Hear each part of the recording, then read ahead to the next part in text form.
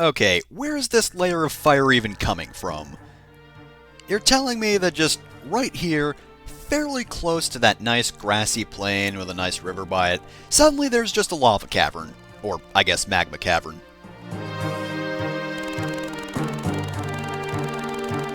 Why? I don't know. Just because. Okay, come on. Now this is just excessive.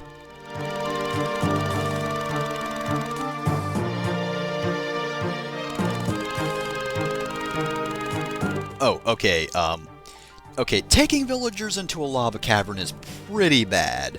But I mean, there is such a thing as surrendering. Is anybody gonna take that option? Lorenz did. Oh well, anyway, this is a very easy chapter, actually. It's got plenty of chests and treasures and whatnot, and we've also got a whole lot of promoted units. Of course, just like before, just because they're promoted units doesn't mean they're tough. They've got fairly low stats, so basically, they are just experience fodder. So, your already fairly powerful units are going to get even stronger, and the goal is right here, just this random tile. I guess that's Lair-issa's favorite tile here. But we're gonna take it from him after we take his life. For the love of God, hurry up, my face is melting.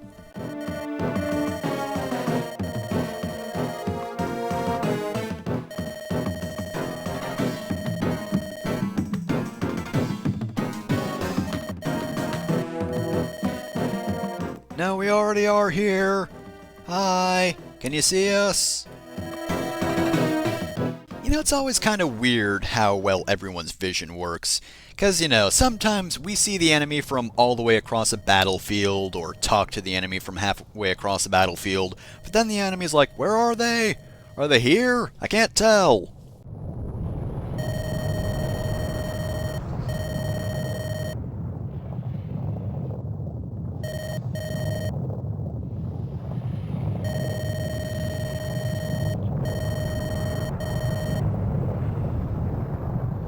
And of course, he'll be a red unit.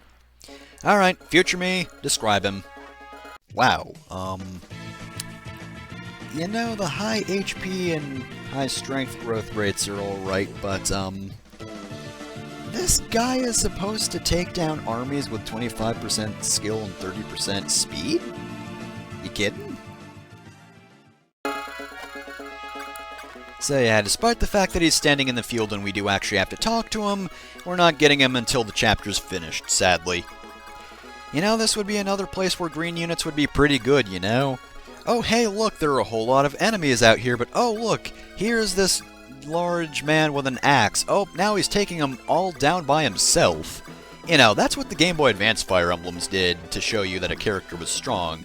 Just put them in the center of the map, have a whole lot of units attack them, and have them just tear through them for the most part.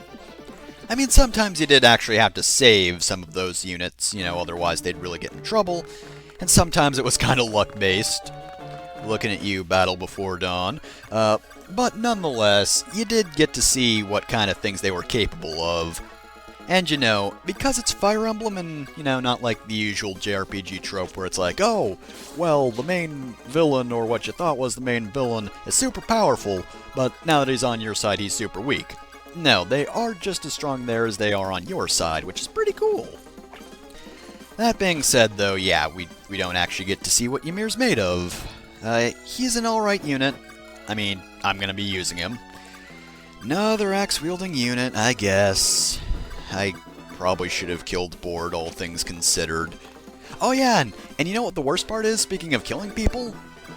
I really, much as I like Board, I really should have had him killed, because this is the last standard Gaiden chapter. Meaning everything after this, well, there's only one chapter after this, and you don't even need to have people dead in the same way. You know, you can have as many units as you want at that point.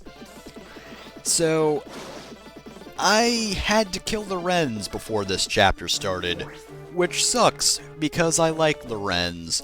However, I was one unit over the limit, and again, I really probably should have had Board take the fall on that one, because Now I have another axe-wielding unit, so I've got Samson, Bord, and Ymir, and that's a little excessive. I really don't want to kill Bord. I like Bord. He's cool. I mean, look what he does.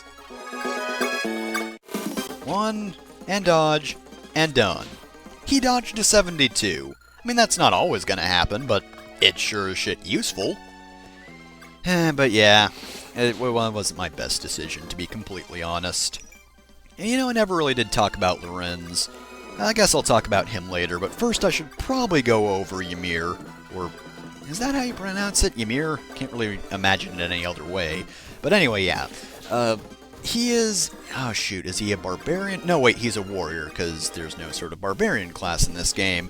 In the Game Boy Advance games, at least, there's a separate barbarian class, which are different from fighters, but nonetheless they kind of act similar. But of course, in those games, barbarians were also the ones who aimed for houses and whatnot, and generally they weren't playable, except for one in Fire Emblem 6, who is also one of my favorite characters in that game, personality-wise. I don't remember how good he actually is in combat, just because I don't usually get to that point in 6. I'm replaying the game now because there was a rebalancing patch at one point, so it actually seems to work because I'm getting some decent stats and the enemies aren't, like, extremely horrible. But yeah, basically, there's a character in that game called Gonzalez, who's kind of similar to Ymir's whole thing.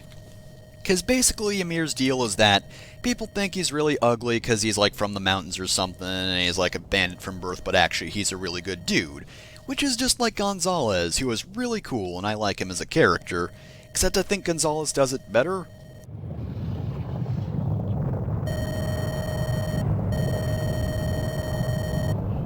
That being said, Gonzalez in that game has one problem in that I think one of the paths, basically you get him on a split path thing on either side, except he has the same starting stats for both paths, but he has a different starting level on one path, so one of them, he's a much higher level, and therefore he's a little more useless on that path, which is a very weird game design choice, but, you know, Fire Emblem 6 isn't the best designed game anyway. Also, it's kind of weird seeing Ymir being kind of distrustful and not as much of a chipper guy, because he does appear in 12, not for very long, but he's there, and he's actually pretty friendly. Though, to be fair, it actually, I think, makes more sense that he would be a little more unfriendly, because most people apparently don't like him. Because, as he said at the start of the chapter, most people don't even treat him as a human, which, you know, I could totally understand why you'd be really bitter about that sort of thing. Makes complete sense. But at the same time, he seems to like Marth, so that's probably why he's a little more happy in the second game. Again, he's not too terribly important and he appears fairly late, but nonetheless, it's still a little bit different personality-wise.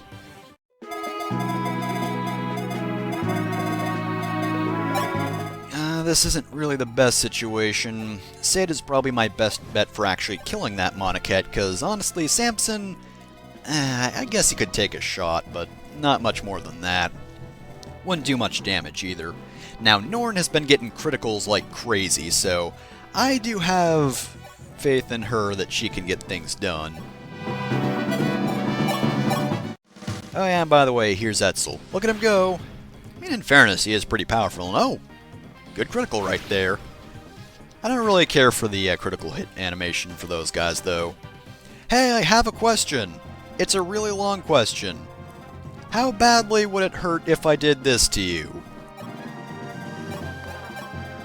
I think one of my favorite crits from this game is still the mage one. They just flip to another page and are like, oh, hey, here's the chapter where I kill you with a gigantic fireball. Neat!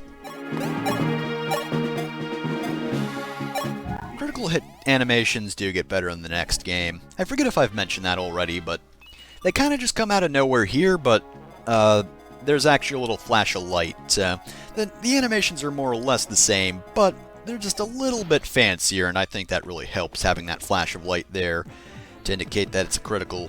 You know, it doesn't extend it for too much, you know, it doesn't add too much time, because I think part of the problem is they didn't want to make the crits too slow. I mean, in fairness, the Game Boy Advance critical hits weren't that slow. They only added, like, an extra second or two of spinning. Which, by the way, I think that's the biggest reason that I don't like the critical hit animations in this game, or really even Awakening as much as the Game Boy Advance games. You know, Awakenings were pretty good. Well, actually, it's more the way they animate it. They have little, the portrait comes up, and they have a quote, which is pretty great. I do love it whenever Gaius shouts, "What a cupcake!" at enemies he's about to absolutely decimate, but nothing's quite as good as the Game Boy Advance ones. Because, again, not nearly enough spinning. Like, it was all basically spinning in that game. If you got a critical hit animation, no matter what class you are, you spin a lot. You spin your lance, you spin your sword, you spin your body, you spin something, but it's gotta spin. And you know, that's the kind of style that I don't think has really been prevalent enough in these games anymore. Just not enough spinning, and I quite frankly, it's just not that good. There needs to be more spinning. That's the goal for Fates. You know, I haven't really seen any critical hit animations in that game, but I'm going to be sorely disappointed if they don't spin around a lot. Gonna guess it's more of the same though, just a slightly better hit, and then characters saying a thing, and their portrait comes up, and that'll be it. But then again, that's the problem of sprites versus models. You know, you can do a lot more fairly unrealistic things with sprites than you can with models. Oh, wow. Samson did it. Okay, good job. I actually forgot that Samson was useful for once. I mean, he took a lot of damage, but he killed him on a kit. I definitely didn't think he'd be able to do that. Alright. Oh yeah, and of course, again, I've said this the past few chapters, or guidance chapters, but I did this in one take because this is a very, very easy chapter. I mean, I did get a few little rough spots where I placed my units in a bit of a weird way, but even then, it wasn't that bad. Nothing here's really all that threatening, and you have a lot of room to move around at the end here. Like, my biggest problem is pretty much the fact that there are just so many chests spread out far apart that I had to send Julian around for a long time to actually get them. I mean, I could have sent Marth, but it would have also taken a lot of time to do that as well, because of course then he'd be away from the goal. It's not a throne, it's not a gate, it's just a spot. Why do we have to stand on the specific spot? That's so pointless. Like, other than the fact that they didn't program any sort of mission goals or whatever, like in other games where it's like, oh, kill this number of enemies. No, it's always capture a certain point. Yeah, because they didn't actually include that in the game, because I guess it wasn't in the original, so they're not doing it, then it's not here, even though it would have helped, because this man is just standing around, and again, we are surrounding this terrified man.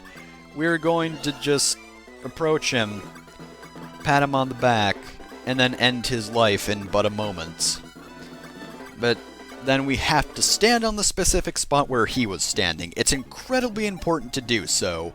You know, otherwise we don't know we've won, you know? I mean, we could just stand around here forever and be like, alright, what do we do now? But, you know, once we stand on that glowing gold spot, it's like, oh, I get it, we move on. We've defeated the enemy. Alright, we're done here. Oh, wow. Oh, wow. Speaking of defeating the enemy, I'm almost sorry about this. I say almost, because really it's your fault. But, yeah, you're dead. Good job. You did not do fantastically. In fact, you did quite horribly. And that's a decent level up. Alright, well, we're done here. No reinforcements. We're pretty much just going to be going around for chests for the rest of the chapter, which does take a while in fairness, but we're done killing things. Yep, that sure was a chapter. It sure did capture a whole lot of people for nothing. Oh, Grust. Again, what was even the point of this? Alright, we're gonna stop the Altian army from killing us by taking hostages and hiding in a lava cavern. But why? Why? I don't think Dollar even cares about you anymore. Like, you screwed up.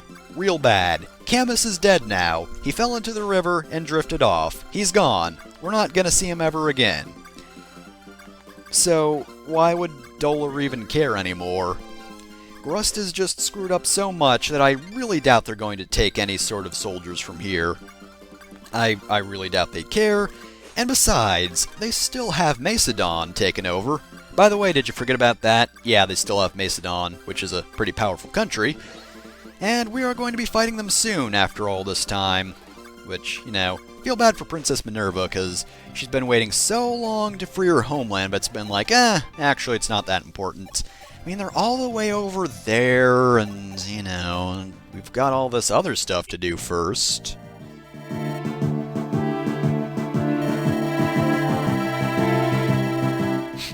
We'll protect you in this horrible lava hole, old man who probably can't take the heat and will die. Man, these guys really suck. Hey, we're Grust. Why are we even here? We're not protecting our citizens. Actually, that's another reason why it was kind of stupid for Camus to die like that. Apparently, he was the only honorable one. Everyone else was A-okay to sacrifice their own countrymen to save their lives.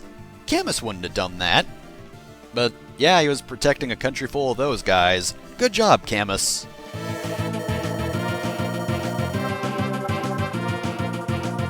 Second strongest only to the legendary board.